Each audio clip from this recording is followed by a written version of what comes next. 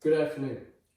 2020 has been full of crazy things in our country and also in other parts of the world with COVID.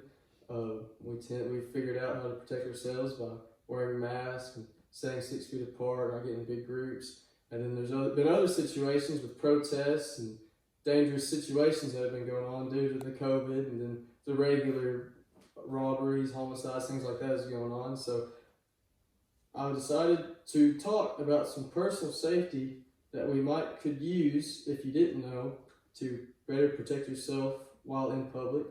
One being to avoid walks alone, try not to walk around in the dark, have a partner when you walk to certain places, and also just be better aware of your surroundings. Don't be walking around with headphones on. You can't hear people around you. You don't know what's going on. Another thing would be self-defense classes. Martial arts, other forms of self-defense with weapons. That way you just have a way to protect yourself in case of a dangerous situation.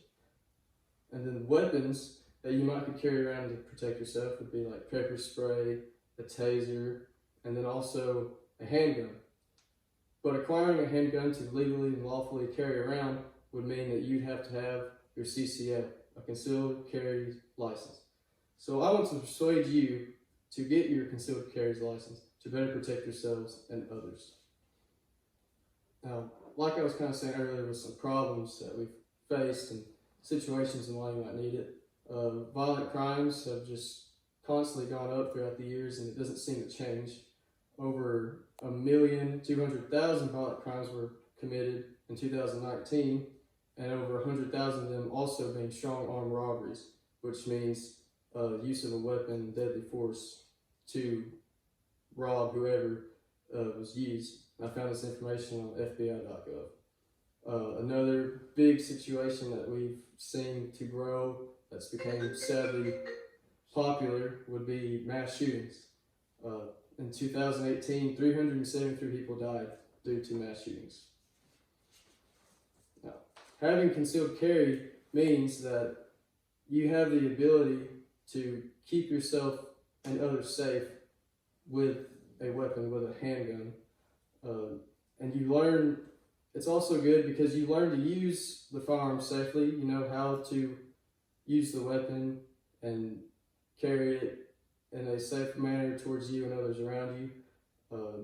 Having the concealed carry also means that you can carry it out to other states. So if you want to go up to Memphis, which seems to be more of a dangerous place in our hometowns that we live in, like such as Wynn and Forest City, you can carry your concealed weapon legally over to Memphis without worrying about a misdemeanor from having your weapon in your car loaded instead of it's supposed to be locked up in a case if you don't have the license.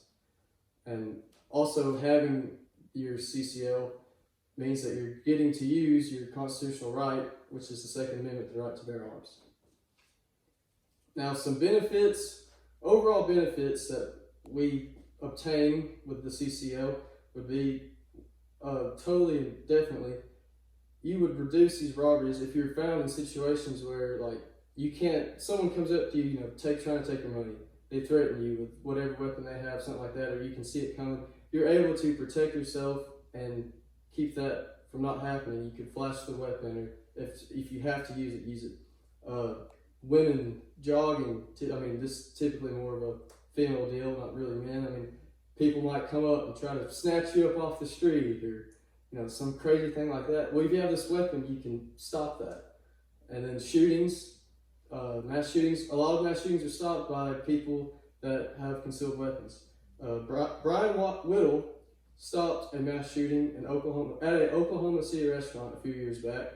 Same as Jonathan Morales, he stopped a shooting at a synagogue in California, which if he didn't have a CCL in California, nobody would have stopped it until time cops got there. But it's crazy just how many lives can be taken in a matter of seconds. So it's a good thing he had that to stop that shooting. Now, how to get a CCL, it's a longer process than other, processes like getting your driver's license, things like that, because lawful people, good citizens, are going to get it. You're going to have to apply. You can apply online or at your local police station. And then you're going to have to qualify. So you're going to have to get background checks, things like that, to make sure that you don't have any felonies. You're not the type of person that they would figure might possibly use it in a bad way to hurt others.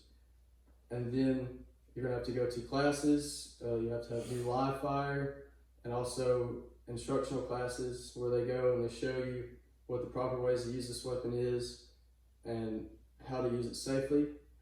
And then after all of that is configured and worked up, done the paperwork, you're going to get your license from a director of the Division of Arkansas State Police. And then for more information and to get this, you need to go to dps.arkansas.gov.